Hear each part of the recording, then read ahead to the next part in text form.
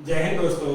हम लोग परसेंटेज पढ़ रहे थे। परसेंटेज में हम 60 क्वेश्चन ऑलरेडी देख चुके हैं। क्वेश्चन नंबर 61 की तरफ पढ़ रहे हैं। देखिए, जो भी बेसिक था वो कंप्लीट हो चुका है। अब आपको ये सोचना है कि क्वेश्चन को डायरेक्ट कैसे करना है। क्वेश्चन को डायरेक्ट करना ही सीखना है। बाकी क्वेश्चन को अगर लिख के करना सीखना है तो बहुत एग्जाम में बैठे हैं 98% 95% लोग ऐसे होते हैं जो एग्जाम में जिन्हें क्वेश्चन करना आता है, लेकिन बात ये होती है कि कैसे क्वेश्चन को हम बिना लिखे कर सकते हैं। तो उसके लिए कुछ अप्रोच होगी। अब ऐसा नहीं कि सारे क्वेश्चन बिना लिखे हो सकते, कुछ क्वेश्चन बिना लिखे हो सकते हैं, कुछ क्वेश्चन लिखे होंगे। लेकिन करना क्या है, जो क्वेश्चन इजी है उस क्वेश्चन को कम से कम आप बिना लिखे कर लो, वहां से समय बचा लो, और जो क्वेश्चन थोड़ा सा टफ है वहां पर समय लगा दो, जिससे आप सभी क्वेश्चन को सॉर्ट आउट कर सको। अब कह रहा है श्री सचदेव का मासिक वेतन 5% बढ़ जाता है, जिससे उनका वेतन 15,120 रुपए प्रति वर्ष हो जाता है। यानी कि अगर ये ईयरली की बात कर रहा है तो इनका जो ईयरली वेतन है वो कितना है, 15,120। अगर एक कह रहा है कि मासिक वेतन 5% बढ़ता है तो इसे मंथली में कन्वर्ट करना पड़ेगा। तो मंथली में कन्वर्ट करने के लिए आपको क्या करना पड़ेगा कि 15,120 रुपए तो ईयरली है, और अगर मंथली में कन्वर्ट करना पड़ेगा तो 12 से भाग करनी पड़ेगी। तो क्या हो जाएगा, 12 एकम 12, 3 बचेगा, 31 हो जाएगा, 12 दूनी 24 और 12 छंग मात्र 1260 रुपए पर मंथ हो जाएगा। ठीक है। अब कह रहा है कि उनका पूर्व मासिक वेतन क्या होगा, वृद्धि से पूर्व क्या होगा। अब एक बात बताओ, बढ़ने के बाद सैलरी बढ़ाने के बाद 1260 रुपए पर मंथ है। सैलरी बढ़ाने के बाद 1260 रुपए पर मंथ है, तो क्या सैलरी बढ़ाने से पहले 1300 रुपए 1260 से ज्यादा होगा? नहीं होगा। तो आप कहोगे 1320 और 1440 तो हो ही नहीं सकता। 1320 और 1440 तो हो ही नहीं सकता, क्योंकि आपका वेतन बढ़ाने के बाद 1260 रुपए। आपका वेतन पहले कितना था इस बात को हमें नहीं पता, लेकिन जब आपका वेतन 5% बढ़ा दिया गया तो आपका 1260 रुपए है। तो पहले बढ़ाने के बाद 1260 है, तो पहले 1260 से कम रहा होगा। 1260 से दो कम ऑप्शन है, ऑप्शन ए और ए। ठीक है। अब आपको डायरेक्ट दिखने लगेगा कि 1200 का 5% बढ़ा के ही 1260 मिलेगा, ना कि 1240 का। सोच के देखो कि 1200 का 5% क्या होगा, 60 रुपए। 1200 का 5% क्या होगा, 60 रुपए। तो 1200 में 60 रुपए जोड़ देंगे तो 1260 हो जाएगा। अगर हमारा वेतन 1200 था तो हमने अगर 5% बढ़ाया तो 1200 का 5% कितना मिलेगा, 60 रुपए। और कितना हो जाएगा, 1260। तो डायरेक्टली लग रहा है। अब आपको ये समझ में आ रहा हो कि 1240 नहीं होगा। 1240 का अगर हम 5% बढ़ाएंगे तो बहुत बढ़ जाएगा। 1240 का अगर 60% बढ़ाएंगे तो 1300 से ऊपर पहुंच जाएगा, लेकिन हमें बढ़ाना कितना है, 1260। तो 1200 ही ऑप्शन ऐसा दिख रहा है कि 1200 का 5% बढ़ाने को 1260 मिले। इन क्वेश्चन को आपको सीखना है, इसी तरीके से करना है, वरना आप 100 मान के कर सकते हो। 100 मान के हमने बेसिक समझा है, 100 मान के कर सकते हो, लेकिन आपको करना नहीं है। ठीक है, बढ़ते हैं नेक्स्ट क्वेश्चन की तरफ।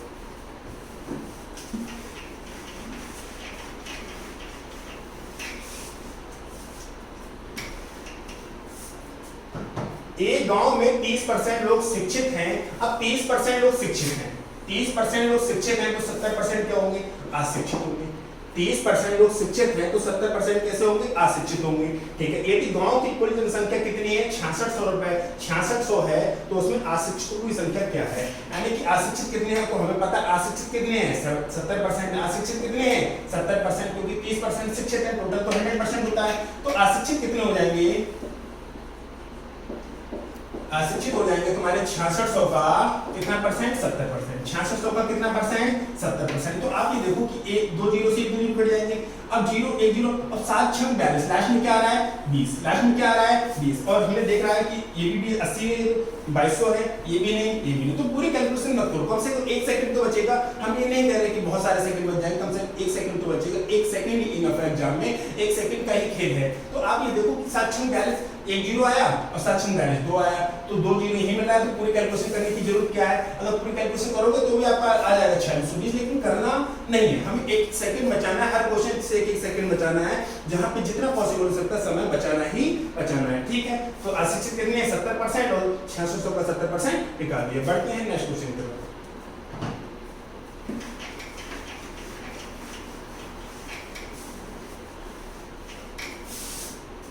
देखिए, किसी नगर की वर्तमान जनसंख्या कितनी है, 1,80,000 है। यदि इसमें 10% वार्षिक की दर से वृद्धि होती है तो 2 वर्ष बाद उसकी जनसंख्या क्या होगी। अच्छा, एक बात हमको समझी थी कि अगर कोई भी जनसंख्या, कोई भी नंबर 100 है, मान लो कितना है, 100 है, तो उसको 10% बढ़ाते हैं। कहीं भी अगर आप फंस जाओ तो तुरंत उसे बेसिक पे आके आप क्लियर कर सकते हो। 100 का अगर 10% बढ़ाते हैं तो 10 मिलता है, हो जाएगा 110।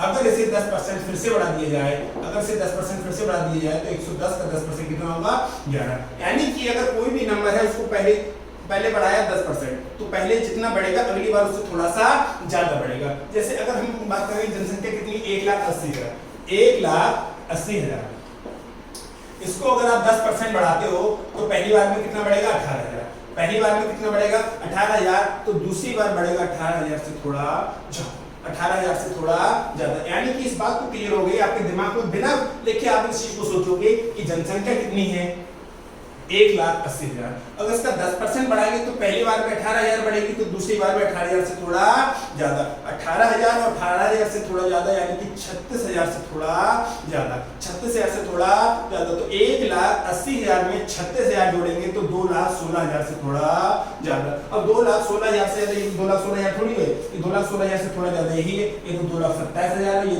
2,67,000, तो ये तो ऑप्शन हो नहीं सकते। तो कौन सा बचा 2,16,000 से थोड़ा ज्यादा कौन है 2,17,800। अब इसको कैलकुलेशन आप कर सकते हो, ऐसी बड़ी बात नहीं कि आप इस क्वेश्चन को नहीं कर सकते हो।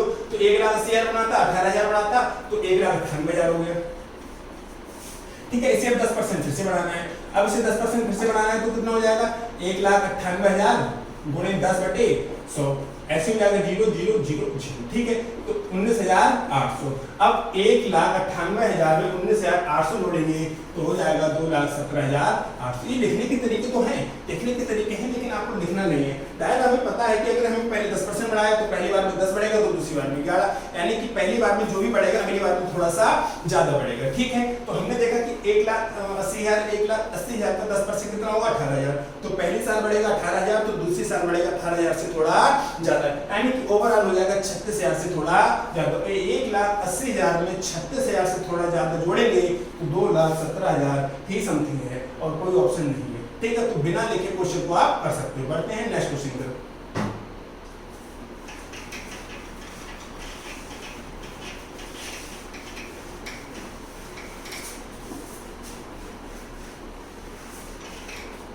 देखिए, किसी कस्बे की जनसंख्या प्रतिवर्ष 4% बढ़ जाती है, यदि इसकी वर्तमान जनसंख्या 50,000 है तो 2 वर्ष के बाद कितनी होगी। अब 50,000 का 4% कितना आएगा 2,000, 50,000 का 4% कितना आएगा 2,000, तो पहले साल अगर 2,000 बढ़ेगी तो अगले साल 2,000 से थोड़ी ज्यादा बढ़ेगी। 50,000 का 4%, ये तो आपको दिमाग में सोचना ही पड़ेगा कि 50,000 का 5 चौक 20 यानी कि 2,000, 50,000 का 4% 2,000 होगा, तो पहले साल अगर 2,000 बढ़ेगी तो अगले साल 2,000 से थोड़ी ज्यादा, यानी कि ओवरऑल 4,000 से थोड़ी ज्यादा बढ़ेगी। ये 4,000 से तो कमी रहेगी, क्योंकि 50,000 तो पहले थी, 50,000 तो पहले थी, और हमें पता है कि 4,000 से थोड़ी सी ज्यादा जुड़ेगी, तो क्या होना चाहिए 54,000 से थोड़ा ज्यादा होना चाहिए, 54,000 से थोड़ा ज्यादा होना चाहिए। 54,000 भी नहीं हो रहा है और ये कंप्लीट 54,000 है, हमें 54,000 से थोड़ा ज्यादा चाहिए। 54,000 से थोड़ा ज्यादा कौन है ये 54,000 से थोड़ा, ये बहुत, ये 1.5 गुना हो गया, ये 55,000 के समथिंग हो गया, तो ये भी ऑप्शन नहीं हो सकता। तो डायरेक्ट इस ऑप्शन का करेक्ट होना इसकी मजबूरी हो जाएगा, लेकिन आपको चीजों को सोचना है कि क्या हम इससे कर सकते हैं। थोड़ा सा बेसिक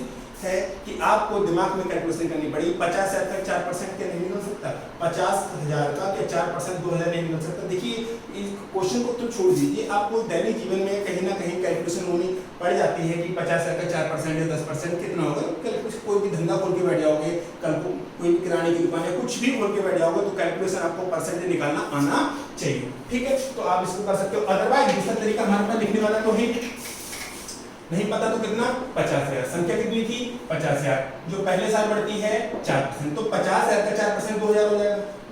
कैसे हो जाएगा उसको भी देख लीजिए, 50,000 गुणे 4/100, 00 5 चौक 20, कितना हो जाएगा 2,000, ये हो गया 52,000, ये हो गया 52,000। अब कह रहा है कि एक साल में बढ़ाना है, आपको बढ़ाना कितने 2 साल, तो ये तो आपने एक ही साल बढ़ाया है और अगले साल में बढ़ाना कितना है आपको 4%।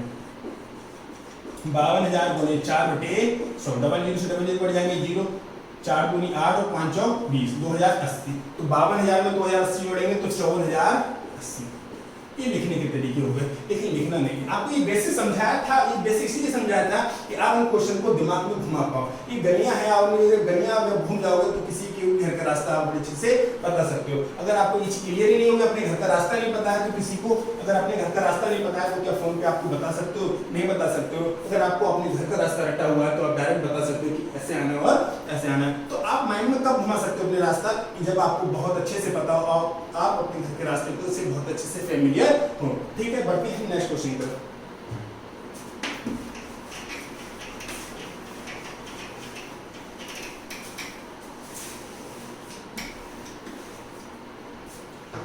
एक गांव की आबादी 20% प्रतिवर्ष की दर से घट रही है। यदि 2 वर्ष पूर्व उसकी आबादी 10,000 थी तो वर्तमान आबादी क्या है? देखिए 2 वर्ष पहले कितनी थी? 10,000 और 20% प्रतिवर्ष घटती है तो 20% घटेगी तो 10,000 का 20% कितना आएगा? 2,000।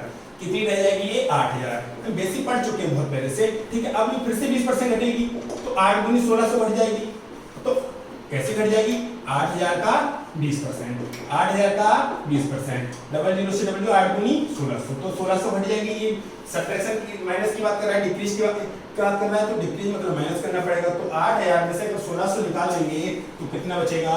6400 बचेगा। यानी कि वर्तमान जनसंख्या अगर 10,000 है और हर साल 2 वर्ष 20% घटती है तो 2 साल के बाद कितनी रह जाएगी? 6400 रह जाएगी। ठीक है, और 6400 ऑप्शन बी में दे रखा है। ठीक है, बढ़ते हैं नेक्स्ट क्वेश्चन की तरफ।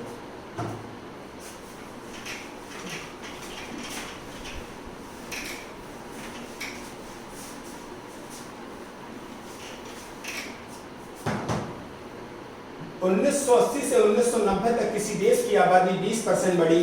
1990 से 2000 तक उस देश की आबादी 20% बढ़ी और 2000 से 2010 तक उस देश की आबादी 20% बढ़ी। तो 1980 से 2010 तक उस देश की आबादी कितने परसेंट बढ़ी? तो आपको ये सोचना है, आपको नहीं पता कितने परसेंट बढ़ी, कोई दिक्कत नहीं है। हमने कहा कि 1980 में कितनी थी? 100। 1980 से 1990 आएंगे और 1990 से 2000 आएंगे और 2000 से 2010 आएंगे। ऐसा सिनेरियो दे रखा है और हर साल कितनी बढ़ती है? 20%। और हमें नहीं पता 1980 में कितनी थी, तो कितनी मान लिया आपने? 100। अगर ये 20% बढ़ी तो 100 का 20% होता है 20 और ये हो जाएगी 120। ठीक है, अब ये फिर से बढ़ेगी कितना परसेंट? 20% बढ़ेगी। तो 120 का 20% कैसे होगा? 120 गुणे 20/100 क्या आ जाएगा? 24 आ जाएगा। तो 120 में 24 जोड़ देंगे तो कितना हो जाएगा? 144 हो जाएगा। अब इसे फिर से बढ़ाना है कितना परसेंट? 20% की।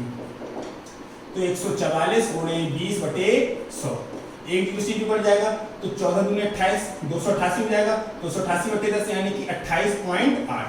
28.8 तो 144 में 28.8 जोड़ेंगे तो हो जाएगा 172.8।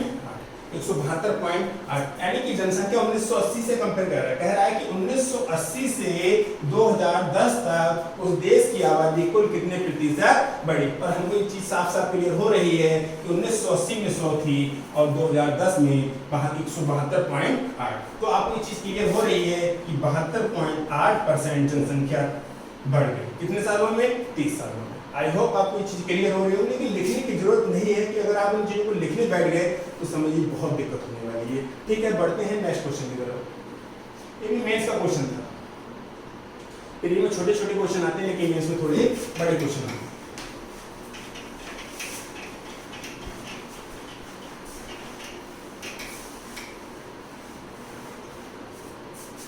देखिए, किसी सेना के 10% जवान युद्ध में शहीद हुए, शेष जवानों में से 10% जवान रोगग्रस्त होकर मर गए और शेष में से 10% को असत्य घोषित कर दिया गया। इस प्रकार सेना में सक्रिय जवानों की संख्या 72,729,000 रह गई। बताइए मूल रूप से सेना में कितने जवान थे? क्या आपको मूल रूप से सेना में जवान पता थे और आपको नहीं पता है तो आप कितना मानोगे? 100 मानोगे। कितना मानोगे? 100 मानोगे। हमने कहा कि सेना में जवान थे 100 यूनिट, 100 यूनिट, जिसमें 10% जवान युद्ध में शहीद हो गए। तो 10% जवान शहीद हो जाएंगे तो कम हो जाएंगे और 100 का 10% होगा 10 यूनिट। कितना बचा? 90 यूनिट। ठीक है, अब कह रहा है कि शेष जवान तो कितने 90 यूनिट बचे। शेष जवान कितने बचे? 90 यूनिट। शेष जवानों में से 10% जवान रोगग्रस्त हो गए। तो शेष जवान तो 90 यूनिट थे, इसमें से 10% जवान रोगग्रस्त हो गए। तो 90 का 10% 9 यूनिट होगा। कितना बचेगा? 81 यूनिट। कितना बचेगा? 81। यानी कि हमारे पास जो जवान थे वो 81 यूनिट बच गए और शेष जवानों में से 10% को असत्य घोषित कर दिया। शेष तो 81 यूनिट बची, इसमें से 10% को और निकाल दिया, अस्वस्थ घोषित कर दिया 10%। तो 81 यूनिट का 10% 8.1 यूनिट बचेगा और 81 यूनिट में से 8.1 यूनिट घटाएंगे तो 72.9 यूनिट बचेगा। 72.9 बचेगा, यानी कि हमारे हिसाब से जो जवान बचे 72.9 बचे, लेकिन क्वेश्चन के हिसाब से कह रहा है 7,29,000 बचे। तो अगर आप यहाँ से यूनिट का मान निकालोगे तो 3 जीरो ये और 1 जीरो 4 जीरो हो जाएंगे, यानी कि 10,000 हो जाएगा। यूनिट का मान क्या हो जाएगा? 10,000 हो जाएगा। और पूछ रहा है कि प्रारंभ में जवान कितने थे, तो प्रारंभ में जवान कितने थे? 100 यूनिट। प्रारंभ में जवान कितने थे? 100 यूनिट, और 100 और यूनिट का मान कितना है? 10,000। तो कितना हो जाएगा? 4 जीरो ये और 2 जीरो 6 जीरो, 10 लाख हो जाएगा। 1 2 3 4 5 6, 10 लाख। तो 10 लाख कहाँ दे रखा है? Option B. ये तो हुआ लिखने का तरीका। और जब स्टार्टिंग किया था चैप्टर तो 10% को 3 बार घटाना, 20% को 3 बार बढ़ाना, बहुत सारे हमने प्रैक्टिकल किया था यहाँ पर। अब इसको क्वेश्चन करते कि डायरेक्ट कर सकते हैं क्या? हाँ, इस क्वेश्चन को बिना लिखे आप कर सकते हैं।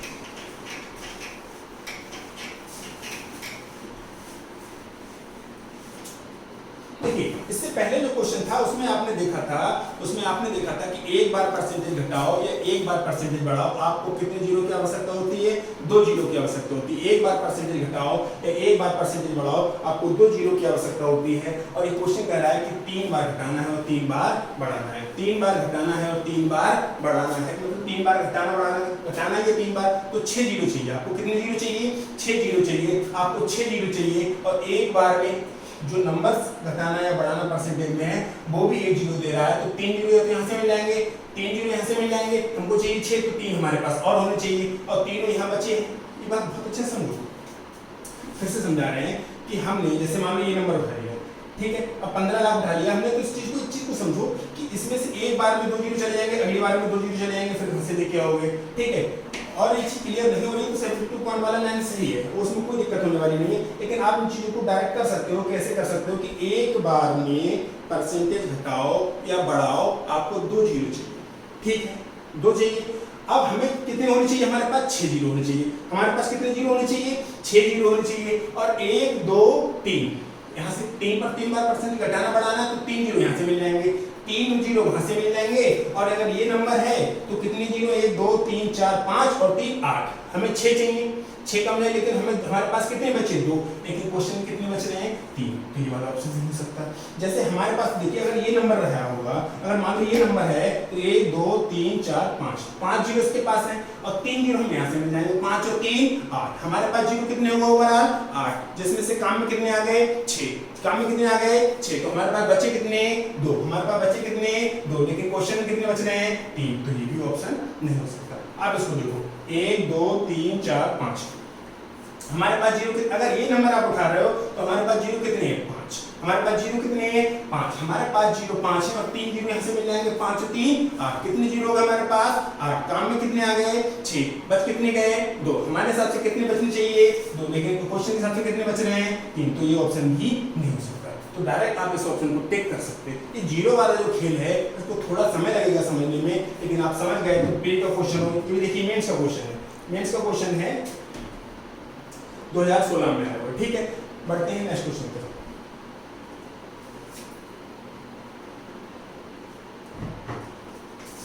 नेक्स्ट आ गया।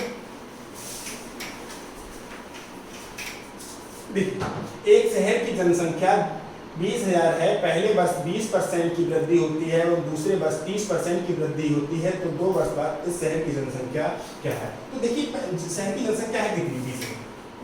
शहर की जनसंख्या है कितनी? 20,000। और पहले वर्ष कितनी होती है? 20% की वृद्धि होती है। पहले वर्ष कितनी होती है? 20% की वृद्धि होती है। तो 20,000 का 20% निकालेंगे तो 4,000। 20% का 20,000 निकालेंगे तो 4,000 हो जाएगा। कैसे हो जाएगा? इसको देखिए कि 20,000 गुणे 20/100, 0 0 0 0, 2 दूनी 4, 4,000 हो जाएगा। तो 20,000 में 4,000 जोड़ दिए, हमारे पास कितने हो गए? 24,000। हमारे पास कितने हो गए? 24,000 हो गए। तो पहले साल 20% की वृद्धि होती है और दूसरे साल कितनी होगी? 30% की वृद्धि होगी। अब कितने परसेंट की वृद्धि होगी? 30% की वृद्धि होगी। और 24,000 का 30% 7200 आ जाएगा। 24,000 का 30% कैसे आ जाएगा? 72। 24 यहाँ 72, 1 2 3 4 जीरो होंगे, 4 जीरो में 2 जीरो कट जाएंगे, बचेंगे कितने? 2 जीरो। वरना आप लिख के भी इसको कर सकते हो 24,000 गुणे 30/100। लेकिन आपको ये लिखने की आदत छोड़नी पड़ेगी। छोड़नी इसलिए पड़ेगी कि आपको एग्जाम में सबसे तेज करना है, तो सबसे तेज करने के लिए आपको स्टेप स्किपिंग आनी चाहिए। ठीक है, तो 24,000 में 7,000 जोड़ देंगे तो 31,200 और 31,200 ऑप्शन सी में दे रखा है। देखिए आज जो कंपटीशन का जो है इस समय से दो ही टाइप के स्टूडेंट का जो है सिलेक्शन होगा। वो कौन से होगा? जिसकी कैलकुलेशन तेज है और जिसको स्टेप स्किपिंग आती है। पुश कर दी, पुश कर दिया ना, पुश। अब वो अचानक आ गई, पुश कहाँ से कर लेते यार? वीडियो को पुश कर दिया को यहाँ से हेलो, बढ़ते हैं नेक्स्ट क्वेश्चन की तरफ। नेक्स्ट क्वेश्चन लगाओ। किसी सेना के 10% जवान युद्ध में शहीद हो गए और शेष जवानों में से 10% जवान रोगग्रस्त होकर मर गए और शेष में से 10% को अस्वस्थ घोषित कर दिया गया। इस प्रकार सेना में सक्रिय जवानों की संख्या 7,29,000 रह गई। बताइए कि मूल रूप से सेना में कितने जवान थे? हमें नहीं पता और आपको 100 वाला आपको पता होगा। 100 वाला तरीका जो आपने सीखा था, तो 100 वाला तरीका क्या था कि नहीं पता तो हमने क्या माना 100, जिसमें से 10% जवान क्या हो गए? 10% जवान शहीद हो गए और जब 10% जवान शहीद हो जाएंगे तो कम हो जाएंगे ना कि बढ़ जाएंगे। तो 100 का 10% कितना होगा? 10 यूनिट। कितना रह गया? 90 यूनिट। ठीक है, अब क्या कह रहा है क्वेश्चन कि शेष जवान 90 यूनिट रह गए। शेष जवानों में से 10% जवान रोगग्रस्त होकर मर गए, यानी कि 10%। तो 90 यूनिट का 10% 9 यूनिट आएगा और 90 यूनिट में से 9 यूनिट निकालेंगे तो कितना बचेगा? 81 यूनिट बचेगा। कितना बचेगा? 81 यूनिट बचेगा। अब कह रहा है कि शेष तो 81 यूनिट बची और शेष में से 10% को अस्वस्थ घोषित कर दिया गया। 10% को अस्वस्थ घोषित कर दिया गया तो 81 यूनिट का 10% 8.1 यूनिट बनेगा। 8.1 यूनिट आएगा तो 81 यूनिट में से 8.1 यूनिट घटाएंगे तो 72.9 यूनिट बचेगा। 72.9 यूनिट बचेगा। हमारे हिसाब से 72.9 यूनिट आ रहा है, लेकिन क्वेश्चन के हिसाब से 7,29,000 आ रहा है। क्वेश्चन के हिसाब से 7,29,000 आ रहा है। अगर हम यहाँ से यूनिट का मान निकालेंगे तो 10,000 आ जाएगा। यूनिट पॉइंट नीचे आएगा तो पॉइंट से नीचे ऊपर बढ़ जाएगा। 729 से 729 यूनिट का मान कितना आ गया? 10,000। बताइए मूल रूप से सेना में कितने जवान थे? मूल रूप से सेना में जवान आपने कितने माने थे? 100 यूनिट। आपने कितने माने थे? 100 यूनिट। मूल रूप से जवान कितने माने थे आपने? 100 यूनिट। और 100 यूनिट का मान कितना है? 10,000। तो कितना आ जाएगा? 10 लाख। कितना आ जाएगा? 10 लाख, जो ऑप्शन बी में दे रखा है। एक तरीका तो ये हुआ और दूसरा तरीका क्या हुआ कि जीरो वाला। आपको पता है कि एक बार परसेंटेज घटाओ या एक बार परसेंटेज बढ़ाओ, आपको 2 जीरो की आवश्यकता होती है। एक बार परसेंटेज घटाने या एक बार परसेंटेज बढ़ाने के लिए आपको कितने जीरो की आवश्यकता होती है? 2 जीरो की आवश्यकता होती है। तो हमको 3 बार घटाना है, तो 3 बार घटाने के लिए आपको कितने जीरो चाहिए? आपको 6 जीरो चाहिए। आपको कितने जीरो चाहिए? 6 जीरो चाहिए। अगर हम भाई ऑप्शन करना चाहें तो ऑप्शन दिखाइए। ये तो लिखने वाला तरीका हो गया, ठीक है। अगर इसको हम बाय ऑप्शन करना चाहें, बिना लिखे करना चाहें, तो भी हम क्वेश्चन को बिना लिखे क्वेश्चन को सॉर्ट आउट कर सकते हैं। देखिए हमें पता है कि एक बार परसेंटेज घटाओ या एक बार परसेंटेज बढ़ाओ, आपको 2 जीरो की आवश्यकता होती है। आपको 2 जीरो की आवश्यकता होती है। अगर ये नंबर हमने उठाया 1 2 3 4 5, इस नंबर के पास कितने जीरो हैं? 5 जीरो हैं। और जिस नंबर से गुणा करनी है, जैसे 10% निकालना है 10/100, फिर जो नंबर आएगा 10/100, तो एक ही जीरो यहाँ से भी तो मिलेगा। तो 5 जीरो इसके पास और 3 बार गुणा करेंगे 10% से तो 3 जीरो इसके पास। कितने जीरो हो गए? 5 और 3 8। कितने जीरो हो गए? 5 और 3 8। 8 जीरो में से 6 जीरो तो काम में आ जाएंगे। आपके पास बचेंगे कितने? 2 जीरो। लेकिन क्वेश्चन कह रहा है कि हमें चाहिए 3 जीरो। क्वेश्चन कह रहा है क्योंकि जो भी नंबर ऐसे तो रहा होगा 2 3 4 5, ठीक है। इसको 10% हटाना, फिर इसको 10% हटाना और फिर इसको भी 10% हटाना, तो आपको चाहिए 729,000, ठीक है। ये नंबर चाहिए। तो आप ये देखो कि इसके पास जीरो 1 2 3 4 5, 5 इसके पास है और 3 बार गुणा होगी तो 6 7 8। कितने जीरो हो गए आपके पास? 8। आपके पास 8 जीरो हो गए और आपके काम में कितने आ जाएंगे? 6 जीरो काम में आ जाएंगे। तो आपके यहाँ बचेंगे कितने? 2 जीरो। लेकिन यहाँ पर कितने बच रहे हैं? 3 जीरो, इसलिए ऑप्शन नहीं हो सकता। इसके साथ 1 2 3 4 5, 5 जीरो इसके पास है। अगर इसको यहाँ पे लिख लिया जाए 2 तो 5 जीरो ये 6 7 8, कितने 8, काम में कितने आ जाएंगे 6, बचेंगे कितने 2, लेकिन बचे कितने चाहिए 3, तो ये ऑप्शन डी गलत है। अगर इसकी बात करें तो 1 2 3 4 5, इसके साथ भी सिनेरियो हो रहा है तो ये भी गलत है। इसको देखो 1 2 3 4 5 6 7 8 9, अगर इसको ही तो ऐसे लिखोगे ना हम तो 1 2 3 4 5 6 7 8 9, 9 0 6 0 काम में आ जाएंगे, बचेंगे कितने 3 0, 3 0 ही बचे हैं, तो इस ऑप्शन का करेक्ट होना इसकी मजबूरी है।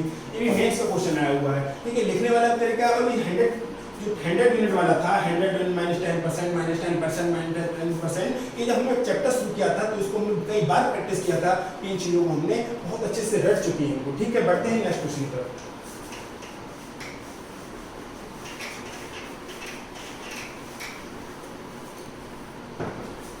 एक शहर की जनसंख्या 20,000 है, पहले वर्ष इसमें 20% की वृद्धि होती है और दूसरे वर्ष 30% की वृद्धि होती है, 2 वर्ष बाद इस शहर की जनसंख्या क्या होगी? तो जनसंख्या है कितनी? जनसंख्या तो 20,000 है, जनसंख्या कितनी है 20,000 है, पहले साल कितने परसेंट की वृद्धि होती है 20% की वृद्धि होती है, तो 20,000 का 20% 4,000 हो जाएगा और 20,000 में 4,000 जोड़ देंगे तो कितना हो जाएगा 24,000 हो जाएगा। ठीक है, अगले साल की कितने परसेंट की वृद्धि होती है 30% की वृद्धि होती है, तो 24,000 का 30% 7200 आएगा। 24,000 का 30% कैसे आएगा 24,000 गुणे 3 30/100। ठीक है, तो 2 जीरो से दूर कट जाएंगे लेकिन 2 जीरो फिर बच जाएंगे, तो 24,000 में 7,000 जोड़ेंगे तो 31,200। ठीक है, तो 31,200 ऑप्शन सी में दे रखा है। ठीक है, बढ़ते हैं नेक्स्ट क्वेश्चन पर।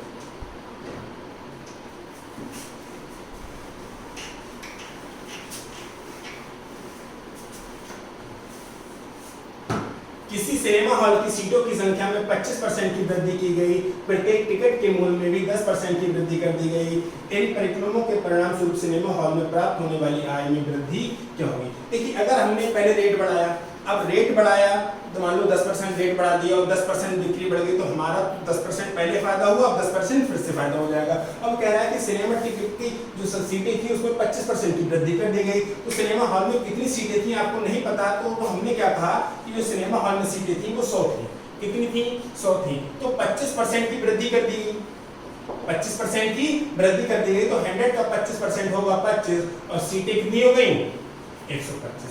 सीटें कितनी हो गई 125। अब प्रत्येक सीट में 10, प्रत्येक सीट का जो किराया था वो 10% बढ़ा दिया गया, तो इस समय सीटें कितनी है 125, तो 125 को ही तो 10% बढ़ाओगे। पहले सीटें कितनी थी 100, अब सीटें 25% बढ़ा दी गई तो कितनी हो गई 125।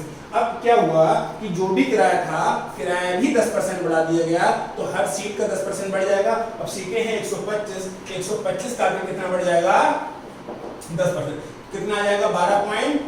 125 में 12.5 जोड़ेंगे तो 137.5। तो आप ये देखो कि अगर पहले 100 रुपए का रेवेन्यू आता था तो अब आ रहा है 137.5 का, तो कितने परसेंट की वृद्धि हो गई, कितने परसेंट की वृद्धि हो गई, तो 37.5% की वृद्धि हो गई, 37.5% की वृद्धि हो गई। ठीक है, बढ़ते हैं नेक्स्ट क्वेश्चन की तरफ।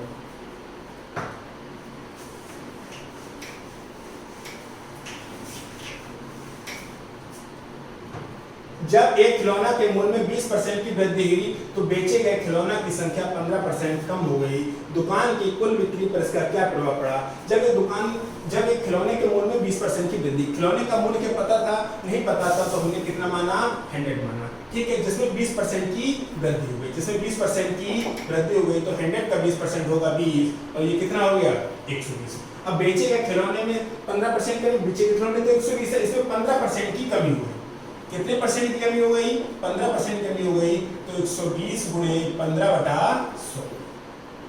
20 से काटें 20 छंग और 20 पंजे, 5 से काटेंगे तो 3, कितना आ जाएगा 6 3 18, तो 18 की कमी हो जाएगी तो 120 में से अगर 18 निकाल देंगे तो कितना बचेगा 102 बचेगा, यानी कि पहले 100 था अब 102 हो गया। तो वृद्धि हो रही है कमी हो रही है, वृद्धि हो रही है, और कितने परसेंट की वृद्धि हो रही है 2% की वृद्धि हो रही है, जो ऑप्शन ए में दे रखा है। ठीक है, बढ़ते हैं नेक्स्ट क्वेश्चन पर।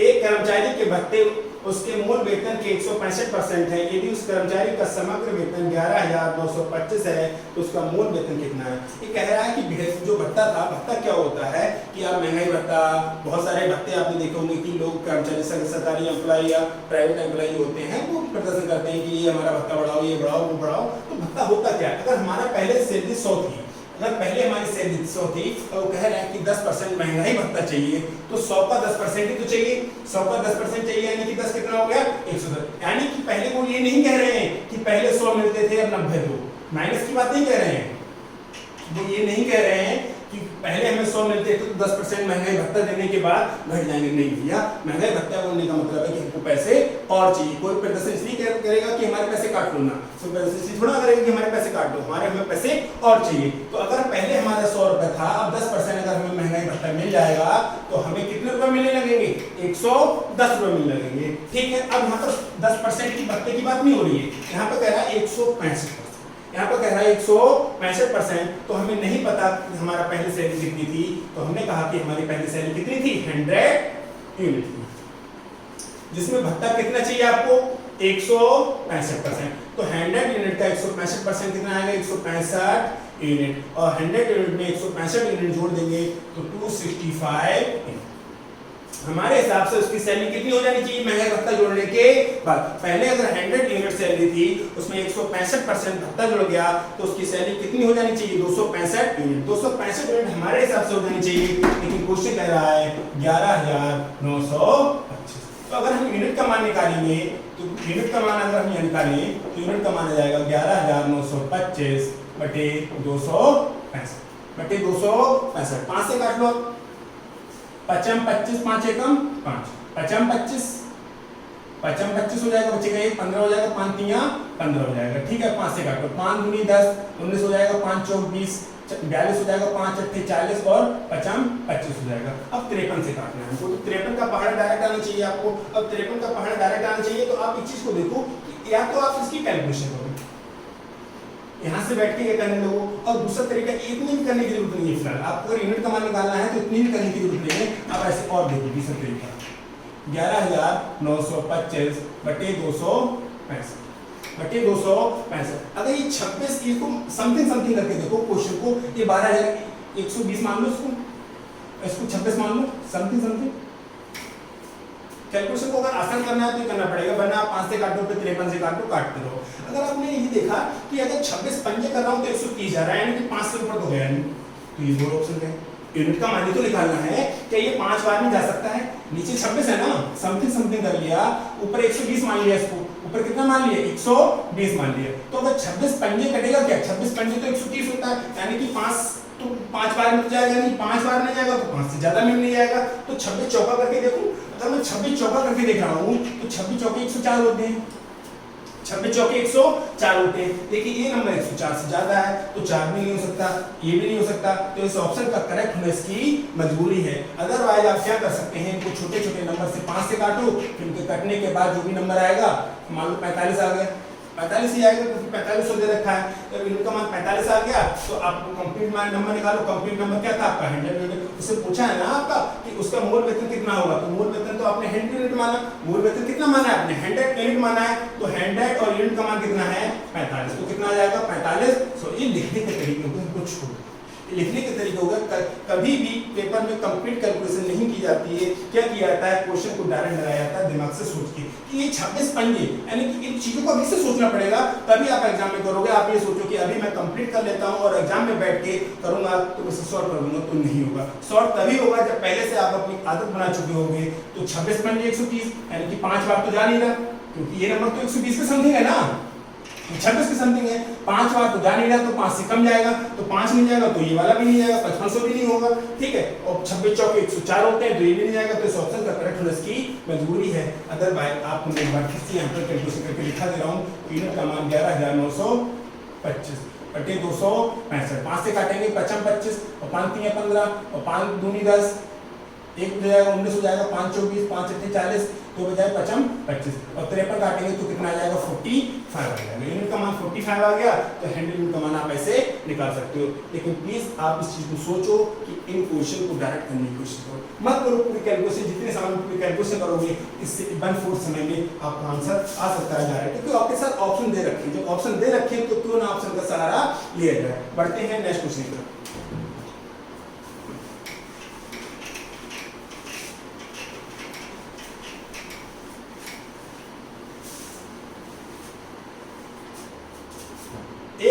में 10% की वृद्धि की जाती है और फिर उस बड़ी ही संख्या को 10% कम किया जाता है तो केवल वृद्धि या कमी होगा, कोई दिक्कत नहीं। एक संख्या नहीं पता तो कितनी मानोगे 100, 10% की वृद्धि हो गई कितना हो गया 110, तो 110 का 10% कम करोगे 110 का 10% कितना आएगा 11, कितना रह जाएगा 99, 100 की चीज 99 की रहेगी, 100 की चीज 99 की रहेगी, क्या हो गया 1% की कमी हो गई। कैसे करेंगे नहीं पता तो क्वेश्चन को मानो 100, कितना माना 100, जिसमें 10% की वृद्धि की जाती है। एक संख्या में 10% की वृद्धि की जाती है, वो संख्या क्या थी, वो संख्या पहले मानते थे x, लेकिन अब x नहीं मानेंगे, अब x की क्या मानेंगे 100 मानेंगे। तो 100 थी इसमें 10% की वृद्धि हो गई, कितना हो गया 110 हो गया। फिर कह रहा है कि बड़ी संख्या को 10% कम किया जाता है, बड़ी संख्या को 10% कम किया जाता है तो 110 का 10% कितना आएगा 11 आएगा, कितना हो गया 99, यानी कि पहले अगर संख्या 100 थी अब हो गई 99, तो कमी हो रही है, कितने परसेंट कमी हो रही है 1% की कमी हो रही है। क्या इन बातों को दिमाग में नहीं सोच सकते थे कि 100 110 99, 100 की चीज 99 की, तो क्या हो रहा है 1% की कमी हो रही है। बढ़ते हैं नेक्स्ट क्वेश्चन की, ऑप्शन ए में इसका आंसर दे रखा है।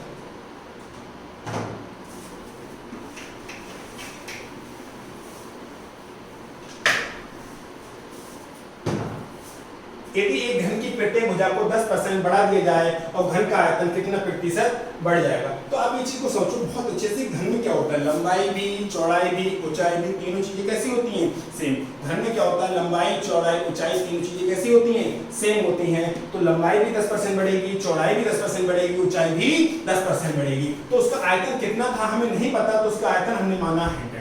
उसका आयतन कितना था हमें नहीं पता, कितना माना 100 माना। अगर आयतन बढ़ा रहे हो तो आयतन बढ़ाने का मतलब है लंबाई भी बढ़ाओगे, चौड़ाई भी बढ़ाओगे और ऊंचाई भी बढ़ाओगे। और घन में लंबाई चौड़ाई ऊंचाई तीनों एक ही होती है, तो अगर हमने आयतन 100 यूनिट माना जिसे 10% बढ़ाना पड़ेगा। मान लो 10% लंबाई बढ़ा दी तो 100 का 10% 10 होता है, कितना हो गया 110, कितना हो गया 100 की लंबाई बढ़ा दी। अब चौड़ाई बढ़ा दो, लेंथ ब्रेथ और हाइट तीनों बढ़ा दो, कितनी बढ़ाओगे 10% बढ़ाओगे, क्योंकि भुजा कितनी होती है 10% होती है। तो 110 का 10% कितना मिलेगा 11 मिलेगा, कितना हो गया 121 हो गया। अब हाइट भी बढ़ा दो, कितना परसेंट 10%, 121 का 10% कितना हो जाएगा 12.1 हो जाएगा।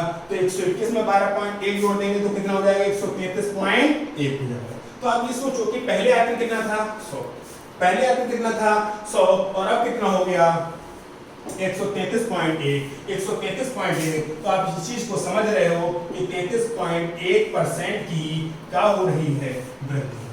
33.1% की क्या हो रही है वृद्धि हो रही है। कैसे हो रही है, 100 की चीज अगर आप 105 रुपए की बेच रहे हो तो 5% फायदा ले रहे हो। 100 की चीज आप 120 की बेच रहे हो तो 20% फायदा ले रहे हो।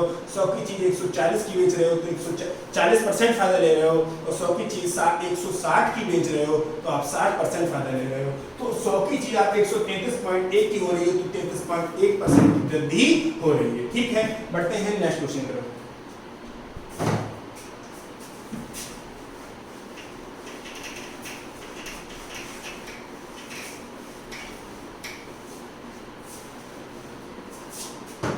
एक आदमी ने कुछ अंडे खरीदे जिनमें से 10% सड़ गए, शेष में से 80% वह पड़ोसी को दे देता है।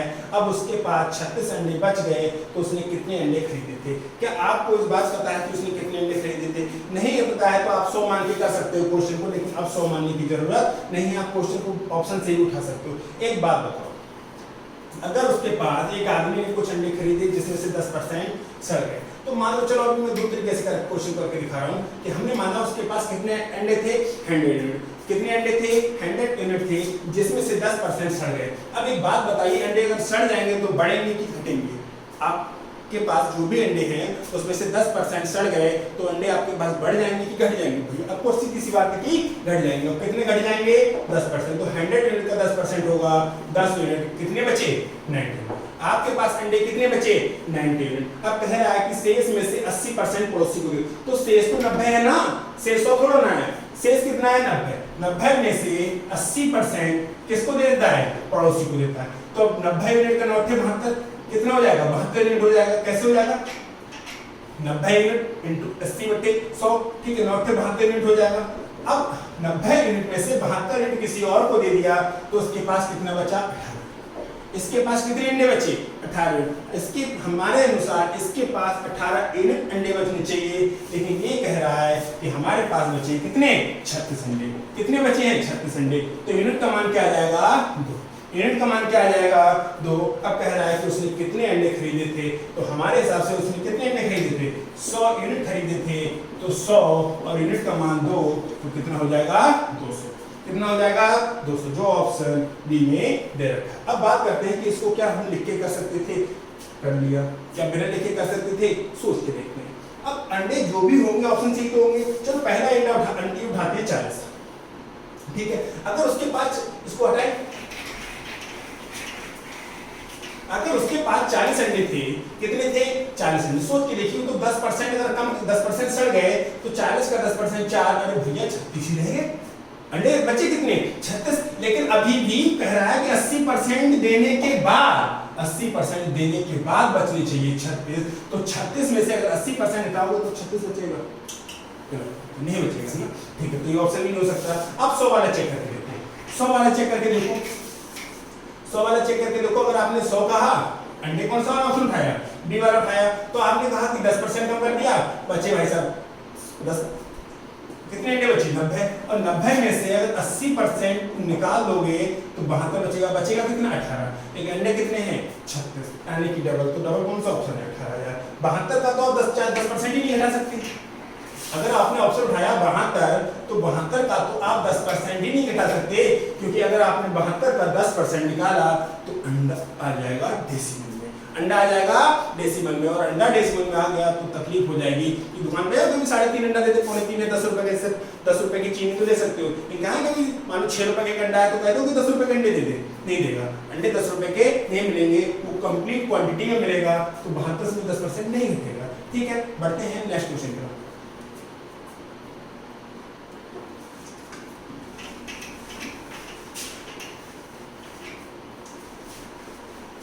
अब आदत डालते हैं क्वेश्चन को लिख के ना करने की। ठीक है, आप क्वेश्चन को लिख के ना करना है, हमें करना है क्वेश्चन को ओरली। तो चीजें को थोड़ा समझना स्टार्ट करते हैं, मात्र को साइड में रख देते हैं। ठीक है, अब देखो किसी गांव में 12% बकरियां बाढ़ में बह गई, और जब बाढ़ में बह जाएंगी तो बढ़ेंगी घटेंगी? घटेंगी। ठीक है, घटी कम हो जाएंगी ना। और शेष बकरियां में से 5% बकरी किसी बीमारी से मर गई, मर जाने दो। अब यदि गांव में 8360 बकरियां शेष हो तो बताइए बाढ़ से पहले मूलतः कितनी बकरियां थी? ठीक है, मान लो कुछ ना कुछ तो बकरियां रही होंगी, उसमें से 10% 12% क्या हो गया? बाढ़ में बह गई। ठीक है, 5% क्या हो गया? मर गई। तो एक बात बताओ, पहले हमारे पास कुछ भी थी, उसमें से बह गई, मर गई, उसके बाद कितने बचे? 8360। कितनी बची? 8360। तो एक बात बताओ, पहले भी 8360 थी क्या? कह रहा है ना, बताइए बाढ़ से पहले मूलतः बकरियों की संख्या कितनी थी? मूलतः बकरियों की संख्या कितनी थी? अब इस चीज को सोचो कि जो मूलतः बकरियों की संख्या पूछी वो ऑप्शन में तो होगी, या तो 1000 होगी, या 10 लाख, 1 लाख होगी, या 10,000 होगी, या 8360 ही ऑप्शन में तो होगी। तो आपका दिमाग थोड़ा सा काम नहीं करेगा। जैसे पहले ऑप्शन की बात करें तो 1000 बकरियां थी, 1000 बकरियां थी, मर भी गई, बह भी गई, और मरने और बहने के बाद वो 8360 हो जाएगी। सोच लो, हमारे पास अगर एक भी कह रहा है ऑप्शन ये वाला सही है, तो 1000 बकरियां थी, 1000 बकरियों में से बह भी गई, मर भी गई, उन सबके बाद क्या हो रहा है? बढ़ गई। ऐसा तो ना होने का, मरने और बहने के बाद बढ़ेंगी तो नहीं, यानी कि 1000 ऑप्शन होने का तो कोई चांस ही नहीं है। अरे 1000 बकरियां में से बहने के बाद और मरने के बाद 8360 थोड़ी हो जाएगी। 1000 कम होता है, बहेंगी और मरेंगी तो 1000 से कम होना चाहिए। ठीक है, ये 8360 है, और 8360 ही थी, 8360 थी, मर भी गई, बह भी गई, तब भी 8360 रहेगी? ऐसा भी इम्पॉसिबल है। ठीक है, अब 10,000 की बात करते हैं और 1 लाख की बात करते हैं। अब 1 लाख नंबर बहुत बड़ा, 1 लाख नंबर बहुत बड़ा हो गया। अगर 1 लाख में से 50% भी बह रहे तो 12.17% लगभग बह रहा है, तो 12.17% बह रहे हैं, और 1 लाख में से अगर 50% भी निकाल दो तब भी तो 50,000 बची, 80% निकाल दो तब भी तो 20,000 बची, 90% निकाल दो तब भी तो 10,000 बची, तो ये ऑप्शन तो नहीं हो सकता। तो इस ऑप्शन का करेक्ट होना इसकी मजबूरी है। आप पूरे क्वेश्चन को सॉल्व ना करो, वरना आप कर भी सकते हो कि 100 मान सकते हो, इसमें से 12% घटा सकते हो, ठीक है, फिर जो नंबर आएगा उसमें से 5% घटा सकते हो, फिर जो नंबर आएगा इनका मान 8360 करके कैलकुलेशन कर सकते हो, लेकिन करना नहीं। आपको आदत डालनी पड़ेगी। आप अगर ये सोच के बैठे हो कि अभी मैं पूरा क्वेश्चन कर लूं यहाँ पर ऐसे, और एग्जाम में जब बैठूं तो मैं डायरेक्ट कर सकूं ऑप्शन का सहारा लेके, नहीं होगा। अगर आपको ऑप्शन का सहारा लेना है तो अभी से आपको प्रैक्टिस करनी पड़ेगी ऑप्शन का यूज करने की। बढ़ते हैं नेक्स्ट क्वेश्चन की तरफ।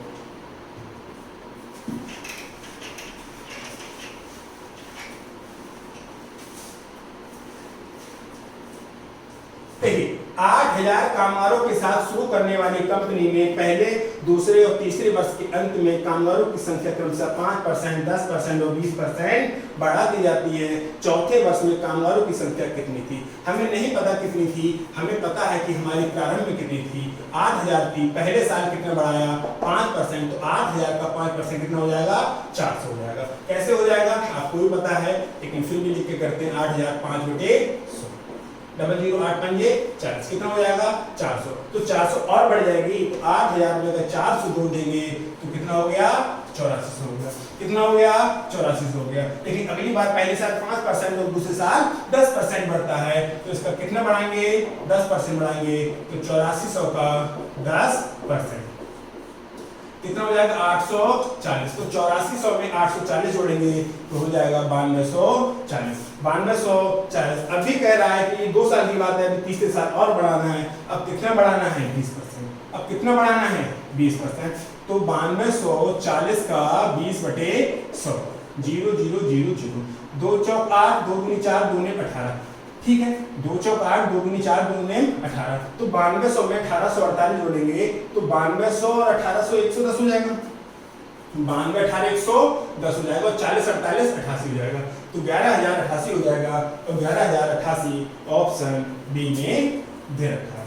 11,088 ऑप्शन बी में दे रखा है। तो आप देख पा रहे हो चौथे वर्ष में कामगारों की संख्या कितनी हो जाएगी? 11,088। अब क्या बात करते हैं, इस क्वेश्चन को लिख के करना नहीं, आप इस क्वेश्चन को भी लिख के नहीं करेंगे, आप डायरेक्ट क्वेश्चन को कर सकते हैं। कैसे कर सकते हैं कि दिमाग में थोड़ी कोशिश करो कि 8400 400 84 यानी कि 840 92 40 9240 का मैं 10% निकालूंगा 1848 और मैं क्वेश्चन को डायरेक्ट कर सकता हूँ। इनकी चीज़ों को आपको कैलकुलेशन करनी पड़ेगी। देखिए मैं फिर से एक बात कह रहा हूँ कि एग्जाम सिर्फ और सिर्फ वो ही निकाल सकता है समय में कि जिसकी कैलकुलेशन खतरनाक हो और जिसे स्टेप स्किपिंग आती हो। स्टेप करना है लेकिन माइंड में करना है, स्टेप स्किपिंग आनी चाहिए और कैलकुलेशन खतरनाक होनी चाहिए, तभी हमारा सिलेक्शन हो सकता है, अदरवाइज कोई चारा नहीं है। पढ़ते हैं नेक्स्ट क्वेश्चन पर।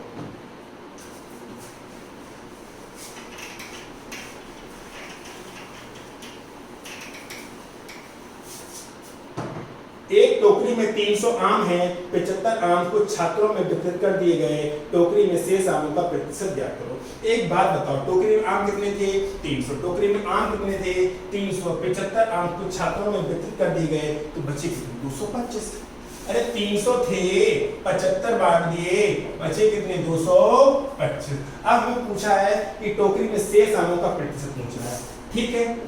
शेष आम, तो शेष आम का प्रतिशत पूछा कैसे? जैसे अगर हमारे परसेंटेज निकालना होता है तो कैसे निकालते हैं? हाई स्कूल इंटर की बात याद करो। हाई स्कूल इंटर में अगर हम अपनी परसेंटेज निकालते थे तो कैसे निकालते थे? बोले कितने आए? 225। कितने में से आए? 300 में से गुणा 100, ये करते थे ना। कितने आए? 325। कितने में से आए? कितने में से आए? 300 में से गुणा 100, तो डबल जीरो पड़ जाएगा। 225 बटे 3, ये कितना हो जाएगा? 75 हो जाएगा। 3 7 21 15, 3 पंजे 15, ये 75% आ जाएगा। शेष आमों का प्रतिशत कितना है? 75% है। एक तो वो लिखने का तरीका। अब दूसरी बात करते हैं। दूसरी बात ये करते हैं कि 300 आम है, 300 आम है जिसमें 75 आम को छात्रों में वितरित कर दिए गए। तो आप ये देखो कि 300 से 75 बांट दिए गए और हमने 25% निकालने का मतलब सीखा था। 25% का 100% का मतलब पूरा होता है, 100% का मतलब पूरा होता है, 50% का मतलब आधा होता है और 25% का मतलब आधे से आधा होता है। 100% का मतलब कंप्लीट, 100% मतलब 300 का 100% 100, 300 का 100% 300, और 300 का 50% 150, और 300 का 25% 150 को आधा 75। तो हमें पता है कि 25% बांट दिए गए, और 25% अगर बांट दिए जाएंगे तो 75% बच जाएंगे। लिखना नहीं है, आप फिर से इन चीजों को देखो कि 25% बांट दिए गए, पॉज कर दो, ठीक है। इस क्वेश्चन को हम देख ही चुके हैं कि 300 आम थे, 300 आम में से 75 आम बांट दिए गए, तो 75 आम को निकालने का तरीका क्या था? 100% क्या होता है? कंप्लीट। 300 का अगर 100% निकालोगे तो 300, और 50% का मतलब होता है आधा, और 25% का मतलब होता है आधे से आधा। इस चीज को बिल्कुल कंठस्थ कर लो कि 25% का मतलब होता है आधे से आधा, 50% का मतलब होता है आधा, 100% का मतलब होता है कंप्लीट। तो 75 आम बांटेंगे तो हम करेंगे अच्छा 300 का 50% आएगा 150, और 150 का 25% निकालेंगे तो कितना आएगा? 75। यानी कि 300 का 25% निकालोगे तो 75 आएगा। 25% आम आपने बांट दिए तो आपके पास बचे कितने? 75%। फिर से देखो 25% का मतलब क्या होता है? 25% का मतलब होता है आधे से आधा। आधे से आधा, तो 300 का आधे से आधा करो, 300, 150, 75, यानी कि 25%। 25% आपने बांट दिए तो 75% बच गए। ठीक है, बढ़ते हैं नेक्स्ट क्वेश्चन।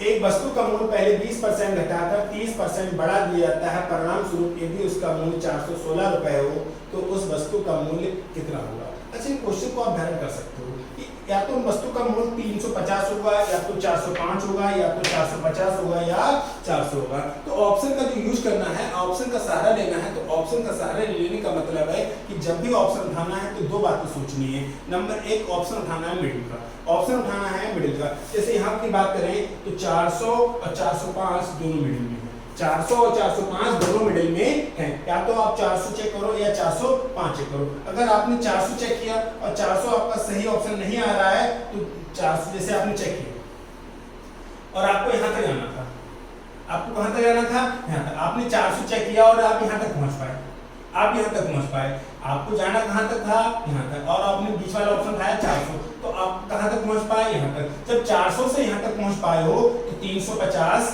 तो अपने आप ही गलत, 350 तो अपने आप ही गलत। या दूसरी बात देखते हैं कि आपने उठाया 400 और आपको जाना कहाँ था? यहाँ तक, लेकिन 400 उठाया, कहाँ तक पहुँच गए? यहाँ तक पहुँच गए।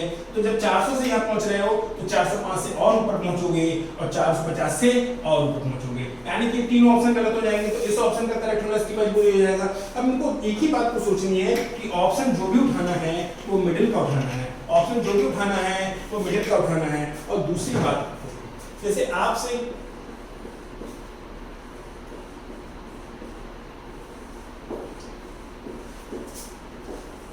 आपसे फाइट करने को कह दिया जाए तो आप किससे फाइट करना पसंद करोगे? Mister A, mister B, mister C और मिस्टर डी। अगर आपसे कह दिया जाए कि आपको फाइट करनी है तो आप किससे फाइट करना पसंद करोगे? आप किससे फाइट करना पसंद करोगे? हर कोई कहेगा भाई मैं तो पहले इससे फाइट करूंगा, क्योंकि अगर पिट भी गए, इससे गए तो पक्का पिटना है, इससे गए तो पक्का पिटना है। अगर कम से कम एक को पीट के गए तो बाहर जाके कह तो सकते हैं कि मैं एक को पीट के आया हूँ, कि मैं एक को पीट के आया हूँ। और इसी से बोले नहीं मैं तो इसी से लड़ूंगा, और लड़ गए तो 4 आदमी उठा के लेके आ रहे, क्या फायदा है? ठीक है, तो कम से सबसे पहले किससे लड़ना? आसान वाले, सबसे आसान, सबसे आसान, सबसे आसान। यानी कि अगर ये मार पाए तो ठीक है, मार ही पाएंगे, ठीक है, छोटे वाले को देख के। और बड़े वाले से लड़ गए तो क्या होगा? हमको उठा के लेके जाएगा। अब देखिए ऑप्शन जो भी है हमेशा ऑप्शन उठाना है मिडिल का, हमेशा ऑप्शन उठाना है मिडिल का। तो मिडिल का 400 है या 405 है? अब इन दोनों में आसान कौन सा है? 400, क्योंकि 400 को परसेंटेज घटाना बढ़ाना आसान होगा, 405 घटाएंगे बढ़ाएंगे तकलीफ हो जाएगी। तो अगर हमने 400 उठाया, मन में सोचना है कि 400 उठाया तो उसका 20% घटाया, 400 को कितना घटाया? 20%, तो 400 का 20% हो जाएगा 80, बचेगा कितना? 320। पहले 20% घटा दिया और अब 30% बढ़ा दो, अब 30% बढ़ा दो। अब हमने 30% बढ़ा दिया तो 32 × 96 और 320 में 96 जोड़ेंगे तो 416। बात खत्म, जो चाहिए था वो मिल गया। अगर आपने ये बार उठाया तो आप खुद दिमाग में देखो कि अगर 350 का 20% घटाएंगे 200, मतलब 280 आ जाएगा। तो 350 का 20% 70 आएगा, और 70 घटाएंगे 350 में से 280 आएगा, और 280 का 50% आया 24, लास्ट में 4 आ जाएगा। और हमको लास्ट में क्या चाहिए? हमको लास्ट में चाहिए 6 चाहिए। लेकिन दूसरी बात देखो कि आप ऑप्शन को उठाना है तो ऑप्शन उठाना तभी आसान है जब ऑप्शन मिडिल का हो। जब ऑप्शन मिडिल का हो। ऑप्शन 400 और 405 मिडिल के हैं, ठीक है। अब इन दोनों में से भी कौन सा उठाना है आपको, आसान वाला। हमेशा पूरे मैथ्स और पूरे रीजनिंग की बात कर रहे हैं, कभी भी अगर आपको ऑप्शन से चेक करना है तो ऑप्शन उठाना है बिल्कुल मिडिल का। ऑप्शन मिडिल का उठाना है, उसमें भी क्या देखना है, कौन सा आसान, कौन सा आसान। अच्छा 405 देखते हैं। 405 का आप 20% अगर डिक्रीज करोगे नंबर यहीं पे डेसिमल में आ जाएगा। नंबर 405 का अगर 20% निकालोगे नंबर यहीं पे डेसिमल में आ जाएगा, फिर बढ़ाओगे फिर डेसिमल में आ जाएगा। लेकिन आपको डेसिमल थोड़ा ना चाहिए, आपको नंबर कैसे चाहिए, इंटीजर चाहिए। 450 ये वाला तो हो ही नहीं सकते, ठीक है। और अदरवाइज इन चीजों को नहीं करना है कोई दिक्कत नहीं है, आपके पास अपना तरीका आपके पास है। वो तरीका क्या है उस चीज को भी समझाते हैं एक बार। जैसे हमने क्या कहा, हमें नहीं पता, हमने क्या कह दिया 100, जिसको 20% घटाया गया तो 100 का 20% घटाओगे कितना बचेगा, 80। 100 का 20% कितना होता है, 20, कितना बचेगा, 80।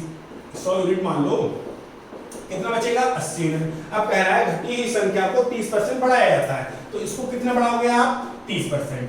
तो 8 दिया 24, कितना बचेगा, 24 यूनिट। तो 80 और 24 104, हमारे हिसाब से 104 यूनिट और क्वेश्चन के हिसाब से 416। तो यूनिट का मान क्या आ जाएगा, 4। यूनिट का मान क्या आ जाएगा, 4। तो उस मूल संख्या कितनी थी, तो मूल संख्या तो आपने 100 यूनिट मानी थी, मूल संख्या आपने कितनी मानी थी, 100 यूनिट। तो 100 गुणे 4 कितना हो जाएगा, 400, ठीक है। आपको दोनों तरीके समझा दिए, हर क्वेश्चन को मैं 2-3 तरीके से समझा रहा हूं, लेकिन आपको मैं प्रीफर यही करूंगा कि क्वेश्चन को डायरेक्ट करो, क्वेश्चन को डायरेक्ट करो, अपनी आदत में बना लो क्वेश्चन को डायरेक्ट करने की। बढ़ते हैं नेक्स्ट क्वेश्चन की तरफ।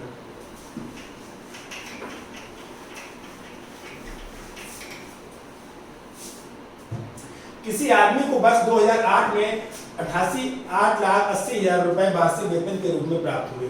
किसी व्यक्ति को 2008 में 8,80,000 रुपए वार्षिक वेतन के रूप में प्राप्त हुए, जो 2006 के वार्षिक वेतन से 10% अधिक थे। वर्ष 2006 में उसका वेतन कितना था।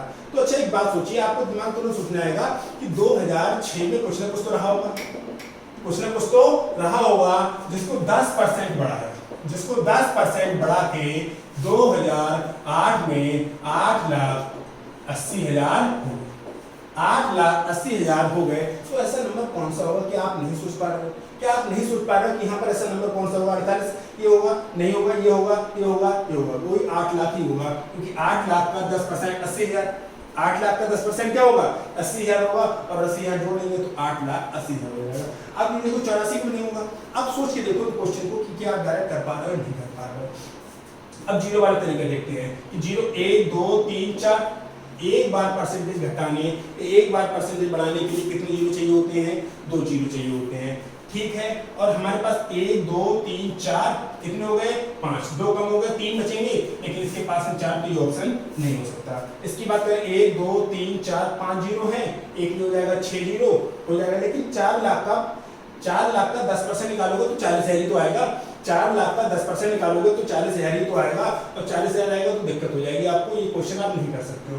ये तरीका हो गया, आप सोच सकते हो मन में कि 8 लाख ही होगा, क्योंकि अगर आप 8 लाख में 8 लाख का 10% 80,000 आएगा और ये हो जाएगा। और नहीं करना है, कोई दिक्कत नहीं है। नहीं करता तो आप क्या मान लो 2006 में कितनी थी, 100 यूनिट थी, जिसको कितना बढ़ा दिया, 10% बढ़ा दिया, तो 100 यूनिट का 10% कितना होगा, 10 यूनिट, कितना हो गया, 110 यूनिट। हमारे हिसाब से 110 यूनिट हो गया, लेकिन क्वेश्चन के हिसाब से हो रहा है 8,80,000। तो यूनिट का मान क्या आ जाएगा, 0 से 0 कट जाएगा, ठीक है, और 11 8 88 हो जाएगा, यानी कि यूनिट का मान आ गया 8,000।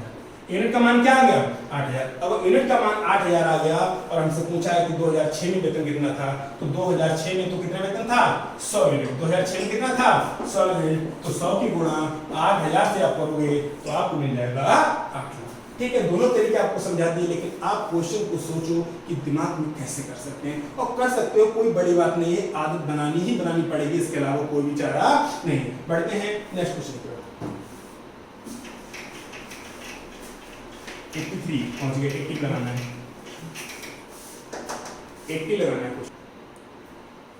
एक लिपिक को 1975 में 3,660 रुपए वार्षिक वेतन के रूप में मिले।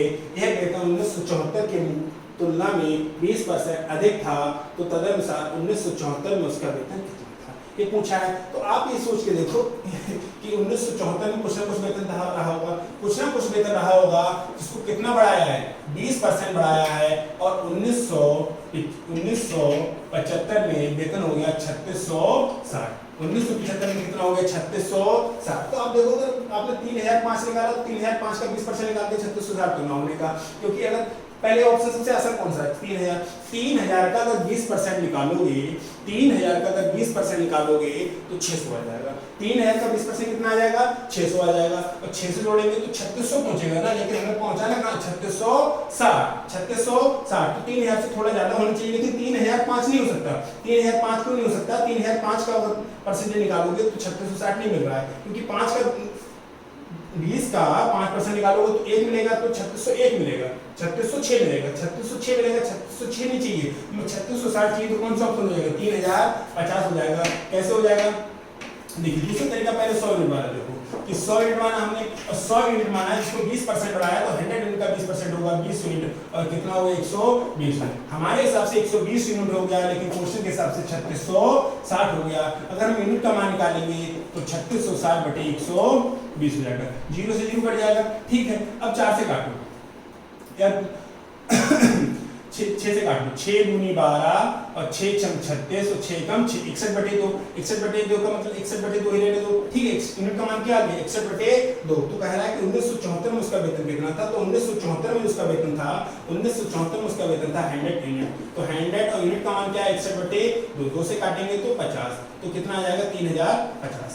3050 ये तरीका हो गया लिखने वाला। अब दूसरा तरीका क्या था कि आप इन चीजों दिमाग में सोच सकते हैं कि 3000 है तो 3000 का 20% क्या होगा, 3600 हो जाएगा। 3000 का 20% 600 हो जाएगा, और 600 जोड़ेंगे तो हो जाएगा 3600, लेकिन हमें 3600 नहीं चाहिए, 3600 से भी ज्यादा चाहिए। तो 3050, क्योंकि 50-60 चाहिए ना, 3500 बहुत बड़ा नंबर हो गया। 3500 का 20% निकालेंगे तो 720 आ जाएगा, और 3500 720 जोड़ेंगे तो 4200 पहुंच जाएगा, 4220, वो हमें नहीं चाहिए। और 3005 निकालेंगे तो 3005 का, आप सोच के देखो मन में दिमाग में क्वेश्चन को कि 3005 का अब इस आदत डालनी पड़ेगी, कोई चारा नहीं है कि बिना कर सकते हैं। 2 पंजे 10 का 0 हाथ से लगाइए, 10 हो जाएगा, और 0 2 3 6 हो जाएगा, बटे 10, तो ये नंबर आएगा 601। 601 तो 3005 में 601 जोड़ देंगे तो कितना हो जाएगा, 3606 हो जाएगा, 3606 हो जाएगा, लेकिन आपको चाहिए 3660, तो 3085। इन चीजों को आपको आदत डालनी तो क्वेश्चन को डायरेक्ट कर सकते हो। ठीक है, हम एक वीडियो में 20 क्वेश्चन कर रहे हैं। ठीक है, मिलते हैं नेक्स्ट वीडियो में। जय हिंद।